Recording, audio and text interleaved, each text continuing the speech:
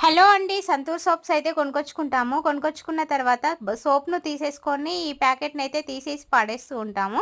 పడేయకుండానైతే ఇలా మంచి రీయూజ్ అయితే చేసేసుకోండి.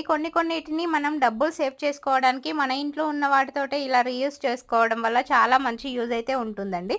దానికోసమని సంతూర్ సోప్ పైన కవర్‌ను తీసేసి లోపల ఒక అట్ట లెక్క ఉంటుంది ఈ కవర్. ఈ పేపర్ మందంగా ఉంటుంది. ఈ మందంగా ఉన్న పేపర్‌ను తీసేసుకొని, ఇలా మనకి ఎన్ని పీసెస్ కావాలనుకుంటే ఎన్నైతే అన్ని పీసెస్‌గానైతే ఇలా చిన్న చిన్న పీసెస్‌గా కట్ చేసుకోవాలి. నేను చూపించినట్టు అన్నీ కట్ చేసేసుకోండి. కట్ చేసుకొని ఇలా కమ్మలైతే అన్నిటికి సెట్ చేసేసుకోండి. ఇలా మనం కమ్మలు పెట్టుకుంటాము, పక్కన పెట్టేస్తూ ఉంటాం. అవి ఎక్కడియి అక్కడ పడిపోతా ఉంటాయి కాబట్టి, ఇలా పెట్టేసుకోవడం వల్ల చాలా నీట్‌గా మంచిగా ఉంటాయి. ఒక దగ్గర మళ్ళీ ఎమ్మటే దొరుకుతాయి కాబట్టి, ఇలా అన్ని పేపర్స్‌కి అన్ని కమ్మలు ఇలా సెట్ చేసేసుకొని ఒక బాక్స్‌లో పెట్టేసుకోండి. ఇలా బాక్స్‌లో పెట్టేసుకోవడం వల్ల మనకి ఎమ్మటే దొరుకుతాయి. ఫంక్షన్స్‌కి గిట్లా వెళ్ళాలనుకున్నప్పుడు తొందరగా దొరుకుతాయి. టైం సేఫ్ అవుతుంది. మనీ సేఫ్ అవుతుంది.